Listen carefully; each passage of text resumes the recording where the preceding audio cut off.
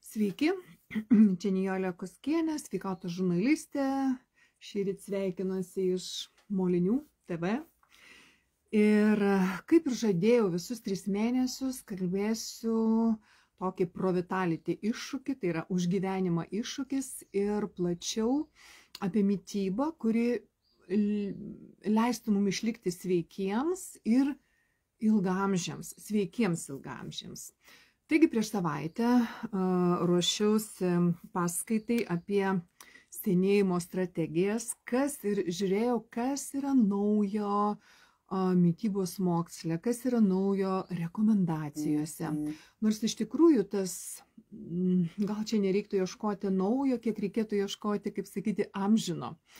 Ir labai aš apsidžiaugiau radusi netgi PSO rekomendacijos gairėse į ateitį tokius, sakysime, labai holistinius ir amžinius dalykus. Taigi, nuo kada prasideda senėjimas? Iš tiesų, jeigu mes norime išlikti sveiki, turėtumėm rūpintis savo gyvensimą nuo kūdikystės. Ir pagrindinė mano šio galbūt pranešimo, šios transliacijos idėja, čia suklus turėtų ne tik vyresni žmonės, bet ir močiutės, mamytės, jauni žmonės. Pagrindinė idėja yra tai, kad, kaip sakoma, kaip pasiklosi, taip išmiegosi. Pati bazė raumenų, kaulų struktūros, smegenų, psichinės struktūros yra kuriama nuo kūdikystės, vaikystės, ankstyvos paauglystės. Ir aišku, be fizinio aktyvumo, gal apie streso valdymą dar nekalbama tokiame amžiuje, ir yra labai svarbi tinkama mityba. O šiais laikais mums tai užtikrinti visus mikro, makro elementus, kurie būtini mūsų funkcionavimai, yra ganėtinai sunku. Bet pagrindas, bazė jau nori senti sveikai, pradėk nuo vaikystės. Jeigu ir daugelis galbūt šitų žmonių, kurie žiūri, ir mes galbūt turėjome ganėtinai sveikus įpročius vaikystėje, daug kas nebuvome prilipę prie dabartinio ekrano ir tiesiog turėjome kiemus, fizinį tą aktyvumą, kaip sakyti, raktas po kaklu ir esi visą laiką kieme. Tai susiformavom iš tikrųjų geresnę bazę, ko daugelis mūsų vaikų, jeigu nelanko kažkokių ten treniruočių ar ne, jie to ir nebeturi. Taigi, esmė yra nuo vaikystės. Ir peržiūrėjus toks mokslinis žurnalas Frontier, padarė 110 tyrimų, rimtų tyrimų, PubMed'e publikuotų, reiškia, apžvalgą. Ir pagrindinis dalykas yra žiūrėti į tą sveiką senėjimą, ne ilgą senėjimą, ne kaip sakyti anti-aging, bet healthy aging. Ne tas anti-senėjimo strategijos, bet sveiko senėjimo strategijos, nes senėjimas vis dėlto yra nesustabdomas procesas ir jis jau prasideda, kaip sakyti, užaugam ir pradedam senti. Ir tai natūralu. Tai yra natūralu ir mes nesustabdysim, ar ne? Nei mirties, nei senėjimo, bet mes galime prailginti tą laikotarpį ir padaryti jį sveiką, kaip žmogus ir yra sukurtas. Taigi, kalbant, ne mano sritis šiuo atveju yra fizinis aktyvumas, bet šito, nepamirškite, tai yra, kaip sakyti, nemokami dalykai. Aš labiau domiuosi gydomąją mitybą, apskritai mitybą, ką mes galime padaryti. Tai vis dėlto ne kartą jau kalbėjau, kad sveikiausia mityba yra Viduržemio regiono mityba vis išskirta, bet žmonės gali laikytis, gal jiems tinka ir ta ketogeninė ar veganiška, bet protinga tokia ir vegetarinė mityba. Tačiau, pagal maistinių medžiagų, mikro, makro elementų lengviausiai gaunamų kiekį yra Viduržemio regiono mityba.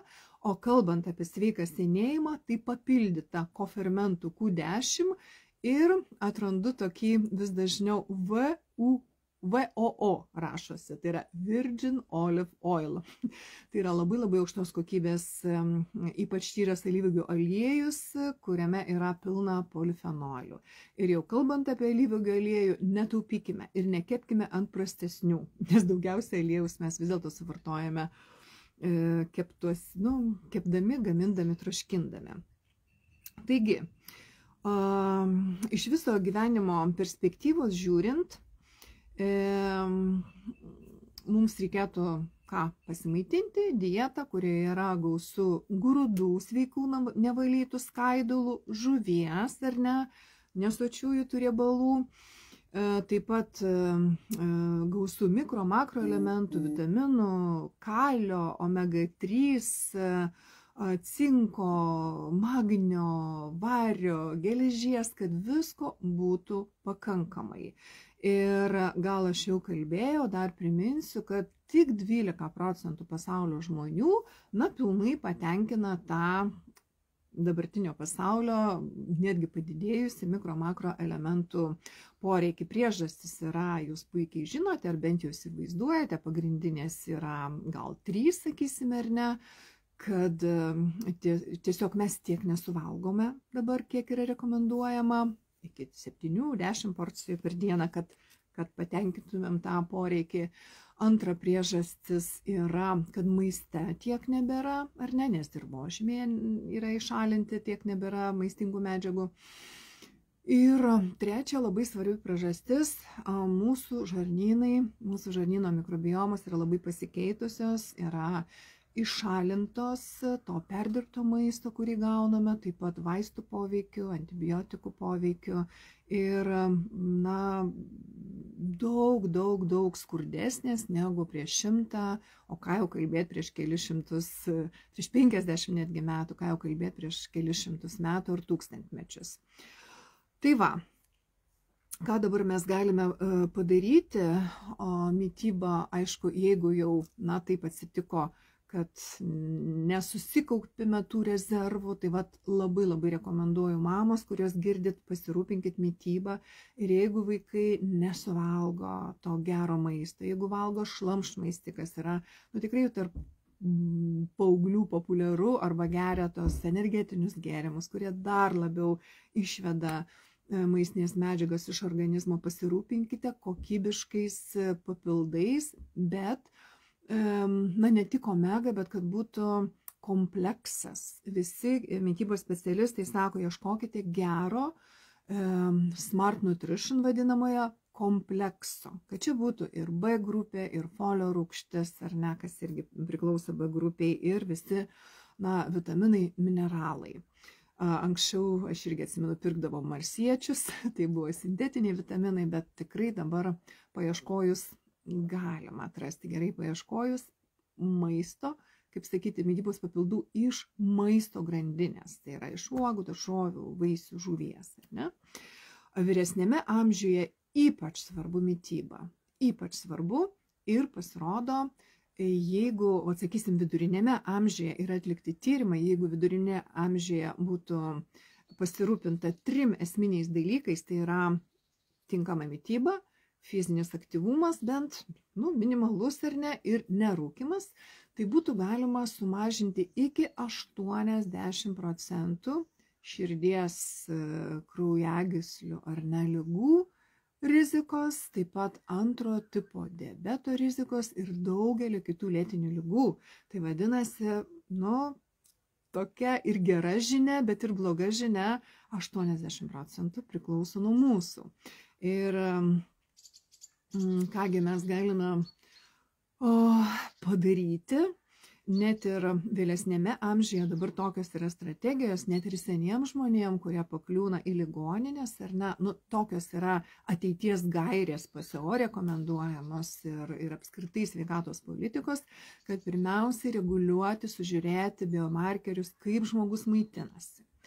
Ir tai galima pamatyti, ne tik lėkštėje, lėkščių nesužiūrėsi, bet tyrimuose. Tai yra omega 3 indekso tyrimas, gali būti baltymų ar ne tyrimas, gali būti įvairiausių vitaminų, mineralų, mikro-makro medžiagų tyrimas, kraujuje, mikrobiomos tyrimas, galima, tai aišku dabar niekas to nedaro, bet tikėkime, ateityje padarys, o mes nelaukdami jau galime patys pasirūpinti savo mytybą ir yra paskaičiuota, kad žmonės su tinkama mytyba, netgi sename amžiuje pradėjus visą tai keisti, galime sutrumpinti ligos laiką ir palengvinti ligos eigą, padėti atsistatyti po operacijų sudėtingų, netgi apskritai po ligos etapo.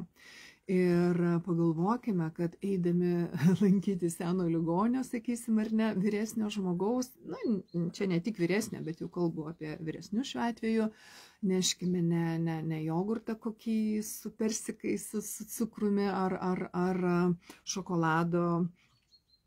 Jeigu juodas šokoladas, tai dar nieko, nesaldainių, bet būtinai kažkokio sveikos mytybos, aišku, jis gali ir nesuvalgyti, bet geriau jau, nežinau, vitamino C kokio nunešti, ar gero vaisio, avokado, nežinau, polifenolio kažkokio mišinio. Tai štai, o praktiškai, ką aš darau, rekomenduoju ir ką visas 3 mėnesius šios kritinius tokius mėnesius mūsų sveikatai kalbėsiu ir kviečiu į Provitality iššūkį ir labai dėkoju, kad dalyvaujate, kad užsisakote. Tai mano kasdienė norma, mano šeimos norma, mano draugų bičiulių, tai yra kasdienė tokia Provitality pakuotė, kur jeigu jums nepavyksta, aš jau kartojusi, bet suvalgyti, čia yra toje pakuotėje 400 vertės iš 400 gramų sveikų nevalytų grūdų, iš kilogramo 200 gramų vaisių, uogų, daržovių ir trečdalis žuvies turtingos omega 3 porcijos ir 22 esminiai vitaminai, mineralai, mikro, makro medžiagos, kas atitiktų Viduržemio regiono dietos mitybą. Šį laikotarpį yra ir akcija, ta Provitality pakuotė atrodo taip.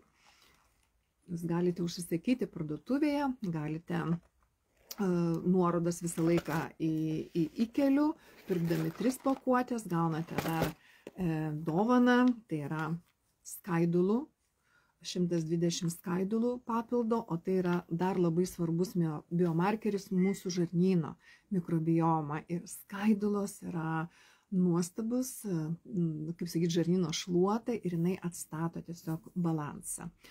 Jeigu turite savo variantus, pasistengkite tuos 3 mėnesius gauti visko su maistu, tai čia tobula būtų ir 12% iš mūsų taip statistiškai tai gali pasiekti. Aš to niekaip nepasiekiu, nors visko žinau ir gyvenu kaime, bet tikrai ne visą laiką čia būnu ir turiu ir kitų darbų, negu tik maitintis. Tai žiūrėkite pagal save. Jeigu ieškote papildo, būtinai ieškokite, kad tai būtų multivitaminų mineralų. Ir jeigu nusiperkate tik vitaminą C, ar tik omega, ar tik magnį, sakysime, ar ne, tai greičiausiai nepatenkins visų jūsų mitybos poreikių. Labai rekomenduoju 3 mėnesius skirti eksperimentui. Savo eksperimentui ir investuoti į savo sveikatą. Visos nuorodos bus komentaruose ir iš tiesų tai yra ne šiaip kalbos, bet yra 110 apibendrinta tyrimų, kurie kalba tą patį. Mitybą nesurenkam, o daugelis nesurenkam šitų reikalingų mums medžiagų, pasipildykime papildais pagal savo poreikius, ar ne, ir bandykime pristabdyti senėjimą ir eiti į sveiką senėjimą. Na, ne tai pristabdyti, taip, iš tikrųjų pristabdyti senėjimo procesus, telomero trumpėjimo laiko ir tą laiką, kol mes būsime sveiki. Nes ką be kalbėtumėm, kokie čia būtumėm kieti ir sakytumėm, galime gauti viską su maistu, dėja, po 65 metų atliktas tyrimas, kad vidutiniškai sveiku amžiumi galima, besidžiaugti tik 7,5 metų Lietuvoje, o paskui prasideda lėtinės ligos. Ne tik tai lėtinės, bet jau tokios, kur blogina, apskritai apriboja mūsų gyvenimą. Tai šiandien tiek žinių iš molinių. Kviečiu dalyvauti savo ir savo šeimos sveikatos eksperimente jums priimtiniu būdu, bet taip kasdieną jums tinkamu būdu aprūpinkit savo sveikatą mikro, makro elementais, kažkokiu kompleksu, bet nesintetiniu vitaminu iš maisto ir bent 15 minučių, nuostabus ruduo, bent 15 minučių tiesiog pasportuokite, pasivaikščiokite iki sušilimo gryname ore ir labai daug kas keisis. Jeigu jums nepavyksta, jeigu tingite, susidėrėkite, susilažinkite. Mes su drauge susilažinome 15 minučių minimum sporto arba mokam po 5 eurus. Jeigu nepadarome, tai žinokite, jeigu ne lažybos, tikrai būtų daug mažiau sporto. Dabar darome kiekvieną dieną. Tai va, raskite draugą, pasižiūrėkite, nes tai iš tikrųjų kainuoja labai daug. Mes kartais nurašome savo ateitį, neinvestuojame į savo ateitį ir atrodo, kad ji neateis. Bet ar po 60 subirėti, ar po 50, ar gyventi pilną kraują, gražų gyvenimą, brandų, išmintingą, ar keliaujant, ar tiesiog kapstantis darže su sveikais, nekeistais sąnariais, tai yra didžiulis lobis. Tai kiekvieno savo būdu kviečiu lapkritis, gruodis, sausis, 3 mėnesiai yra minimum skiriama prisotinti ląsteles maistinių medžiagų ir pradėti sveikatintis. Taip, dar paskutinis atsisveikinimas. Čia buvo Nijolė Kaskienė, sveikatos žurnalistė. Mano įrašus galite rasti YouTube kanale tuo pačiu vardu, Facebook profilyje ir svetainėje www.sveikatosžurnalistė.lt. O jeigu turite klausimų, parašykite. Ate.